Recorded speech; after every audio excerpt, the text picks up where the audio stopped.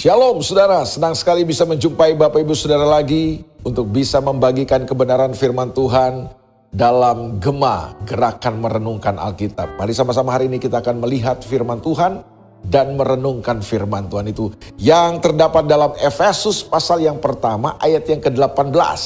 Efesus 1 ayat yang ke-18 firman Tuhan berkata, dan supaya ia menjadikan mata hatimu terang, agar kamu mengerti pengharapan apakah yang terkandung dalam panggilannya, betapa kaya kemuliaan bagian yang ditentukannya bagi orang-orang kudus.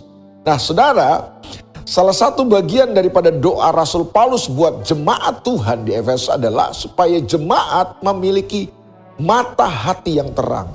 Dia berdoa supaya Tuhan menjadikan mata hati jemaat ini terang. Sehingga katanya jemaat bisa mengerti, bisa memahami bahwa ada sebuah pengharapan yang sangat hebat. Ada sebuah pengharapan yang sangat luar biasa di dalam panggilan kita. Atau di dalam panggilan Tuhan buat kehidupan kita. Jadi waktu saudara dan saya dipanggil Tuhan, keluar dari kegelapan masuk ke dalam terangnya yang ajaib, Tuhan memanggil kita untuk masuk dalam sebuah kehidupan yang penuh pengharapan. Nah, apa pengharapan kita? Pengharapan kita bukan sekedar supaya kita punya kehidupan yang lebih nyaman, kita bisa sukses, kita bisa kaya raya, kita bisa punya rumah yang bagus, kita bisa punya semua yang kita inginkan dan lain sebagainya. Pengharapan kita bukan pengharapan seperti itu. Pengharapan di dalam panggilan Tuhan terhadap hidup kita adalah bahwa kita akan menjadi pribadi-pribadi yang semakin hari semakin mulia. Kita akan menjadi pribadi-pribadi yang seperti Kristus. Kita kembali hidup dalam kemuliaan. Tahukah saudara bahwa tujuan Tuhan dari sejak awal menciptakan kita adalah supaya kita hidup di dalam kemuliaannya. Menurut gambar dan rupa Tuhan, serupa dan segambar dengan Tuhan, supaya kita bisa memerintah berkuasa di bumi ini. Nah, itulah tujuan kita. Pengharapan adalah sesuatu yang akan mengaitkan kita, akan menghubungkan kita dengan tujuan-tujuan Tuhan itu. Bahwa kita akan hidup dalam kemuliaan. Menjadi serupa dan segambar dengan Tuhan. Kita bisa menjadi serupa dan segambar dengan Tuhan. Nah, kita punya pengharapan itu, saudaraku. Itu sebabnya apapun yang terjadi dalam kehidupan kita, kita tidak akan pernah berhenti, kita tidak akan pernah menyerah kalau kita punya pengharapan yang sejati.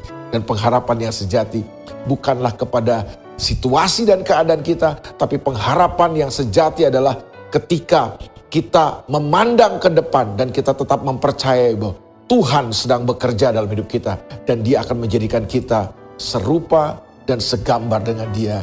Kita akan memerintah bersama dengan Tuhan di dalam kemuliaannya.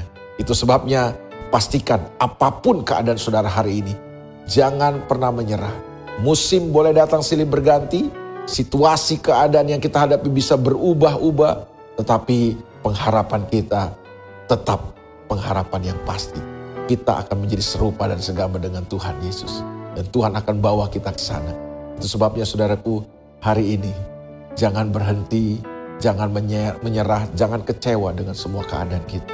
Percayalah, lewat semua situasi dan keadaan ini Tuhan sedang bekerja untuk menjadikan kita serupa dan segambar dengan Dia.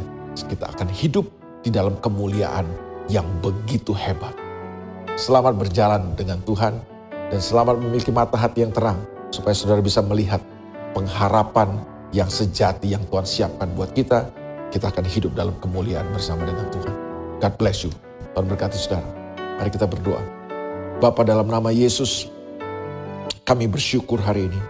Kami punya pengharapan yang sejati. Kami punya pengharapan yang pasti.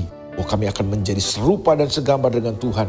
Kami akan hidup dalam kemuliaan bersama dengan Tuhan. Itu sebabnya apapun yang terjadi, bahkan kesulitan, penderitaan sekalipun tidak bisa dibandingkan dengan kemuliaan yang Tuhan sediakan buat kami semua. Sebabnya Tuhan, kuatkan umat-Mu hari ini. Supaya kami terus berjalan, makin hari, makin serupa dan segambar dengan Tuhan. Itulah pengharapan kami. Dalam nama Yesus kami berdoa. Amin. God bless you. Tuhan berkati saudara.